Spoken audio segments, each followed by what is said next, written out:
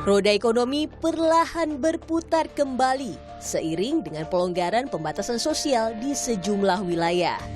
Namun, tidak serta-merta usaha yang kolaps mampu berdiri gagah dalam sekejap mata. Bukan jaminan pula para karyawan yang dirumahkan dapat kembali bekerja seperti biasa. Apalagi perusahaan dituntut bekerja secara efisien kala pandemi COVID-19 masih merongrong. Kalau perkiraan kita kalau misalnya pemulihannya ini makan waktu lama, itu kami perkirakan mungkin kira-kira 30% dari yang ada ini tidak terserap kembali dengan berbagai alasan, Mbak. Jadi misalnya karena tadi kontraknya habis, kedua karena masuk usia pensiun, ketiga karena pekerjaannya itu sudah digantikan dengan apakah itu dengan sistem ataukah itu dengan model dialih dayakan seperti itu. Bayang-bayang status pengangguran pun menjadi kian nyata. Konfederasi Serikat Pekerja Indonesia mengingatkan bahwa pemerintah mesti punya peta jalan yang jelas dalam merajut kebijakan di dunia tenaga kerja. Subsidi upah dinilai mampu menjawab persoalan ancaman PHK. Daripada kartu prakerja bagus untuk memberikan subsidi 600.000 per bulan, tapi training nggak perlulah saat ini, nanti kalau udah normal. Lebih baik BLT itu atau kita kenal dengan istilah mereka adalah salary subsidies, yaitu subsidi upah, itu jauh lebih terasa. Kalau buruh disubsidi, pengusaha juga terbantu. Dia tidak terlalu berat dengan beban labor cost, biaya buruh. Terus bagi buruhnya apa? Daya beli tetap terjaga. Pemerintah pun tak tinggal diam. Beberapa insentif menambah daya beli pun terus digelontorkan. Salah satunya menanggung pajak penghasilan 21 dengan kriteria tertentu. Abel Sagita, Wandi Jensen, Kompas TV, Jakarta. Ya, terkait dengan risiko PHK yang mungkin masih akan berkembang, Saudara, kita akan berbincang dengan Menteri Ketenagakerjaan Ida Fauziah. Selamat malam, Bu Ida. Selamat malam. Selamat Ida, malam, Mbak. My sister. Ya, Bu Ida, ini kita lihat bahwa data pengangguran memang terus bertambah. Lantas bagaimana pemerintah memiliki manuver agar tidak ada lagi tambahan pengangguran nanti? Iya, saya kira kondisi seperti ini tidak diinginkan oleh semua. Apakah itu pengusaha, apakah itu pekerja. Semua tidak menginginkan kondisi ini. Tapi ini kenyataan yang tidak hanya dialami oleh kita, tapi dialami juga oleh seluruh bangsa Indonesia.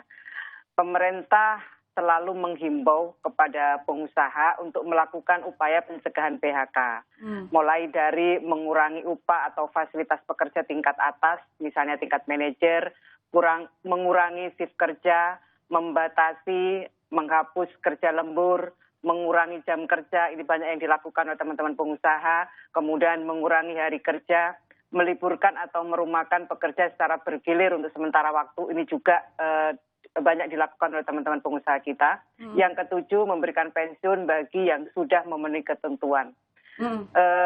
Ini yang kita harapkan dilakukan oleh teman-teman pengusaha kita. Benar-benar PHK itu menjadi pilihan terakhir. Dan ketika memang ternyata PHK tidak bisa dihindari, maka hak pekerja harus diberikan sesuai dengan ketentuan.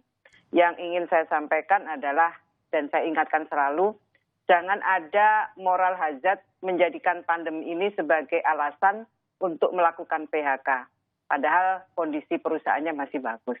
Dari pengamatan Ibu dari Kementerian Ketenagakerjaan tadi mengatakan jangan sampai ada moral hazard. Apakah maksud Ibu di sini bahwa sebagian besar perusahaan yang melakukan PHK kebanyakan ya bukan karena keterdesakan perusahaan harus melakukan PHK, tapi memang cari celah gitu?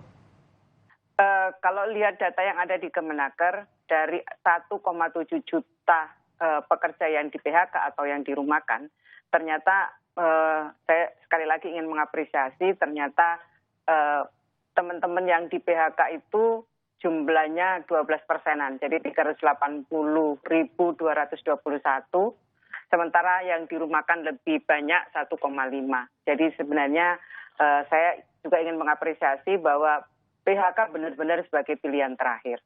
Oke, baik. Beda kalau kita lihat data di bulan Mei lalu itu ada sekitar 3 juta lebih orang yang terpaksa dirumahkan begitu, baik dari sektor formal maupun informal. Nah, dari pemetaan Kemenaker sendiri, berapa kira-kira jumlah orang menganggur nanti? Saya rasa kita semua berharap tidak ada terjadi pemutusan hubungan kerja. Namun pandemi ini sangat memukul dunia usaha dan tentu roda perputaran ekonomi. Ada data, Ibu?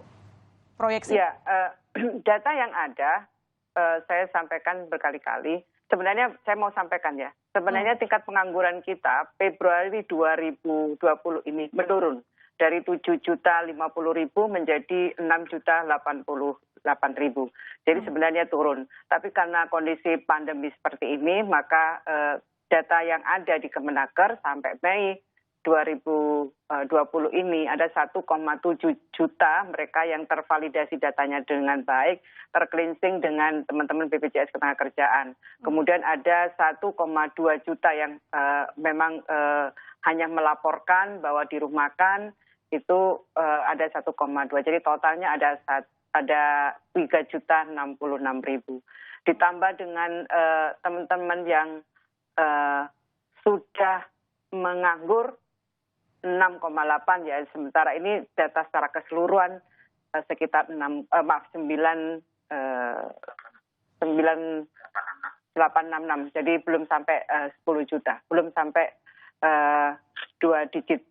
Kita terus berupaya agar kita bisa tekan terus teman-teman yang di PHK atau yang dirumahkan, dan saya juga melihat bahwa setelah ada masa setelah PSBB, ada masa kebiasaan baru ini, saya melihat banyak sekali teman-teman pengusaha yang mulai memanggil teman-teman yang dirumahkan untuk bisa bekerja kembali, dan bahkan ada beberapa perusahaan yang sudah mem-PHK diajak bekerja kembali seiring dengan mulai berproduksinya perusahaan-perusahaan. Oke, lantas sektor mana yang kembali mengundang kembali ya tenaga kerja mereka untuk kembali bekerja? Jangan jawab dulu, Bu Ida. Kita akan lanjutkan dialog kita.